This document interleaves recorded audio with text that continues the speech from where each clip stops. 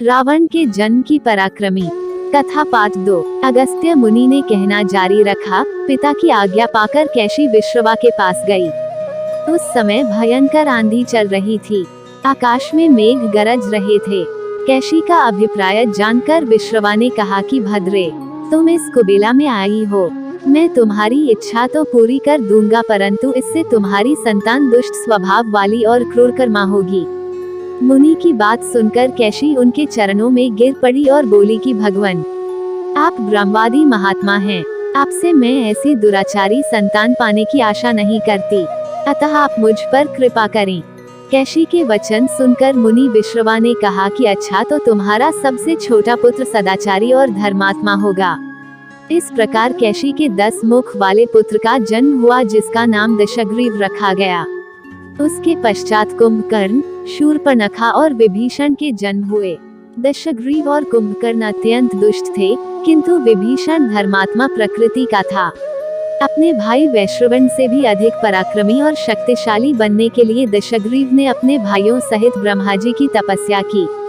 ब्रह्मा के प्रसन्न होने पर दशग्रीव ने मांगा कि मैं गरुड़, नाग, यक्ष, दैत्य, दानव, राक्षस तथा देवताओं के लिए अवध्य हो जाऊं।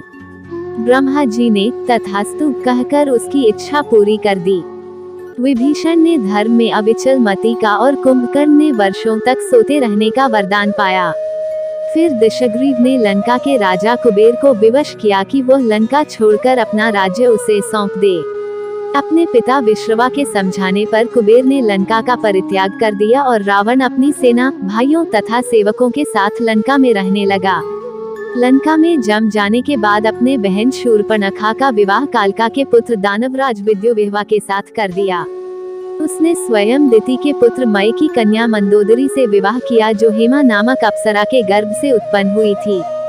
विरोचन कुमार बलि की पुत्री वज्रज्वला से कुंभकर्ण का और गंधर्वराज महात्मा शैलुष की कन्या सरमा से विभीषण का विवाह हुआ। कुछ समय पश्चात मंदोदरी ने मेघनाद को जन्म दिया, जो इंद्र को परास्त कर संसार में इंद्रजित के नाम से प्रसिद्ध हुआ।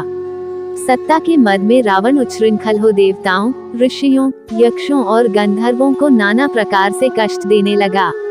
एक बार उसने कुबेर पर चढ़ाई करके उसे युद्ध में पराजित कर दिया और अपनी विजय की स्मृति के रूप में कुबेर के पुष्पक विमान पर अधिकार कर लिया। उस विमान का वेग मन के समान तीव्र था। वह अपने ऊपर बैठे हुए लोगों की इच्छानुसार छोटा या बड़ा रूप धारण कर सकता था।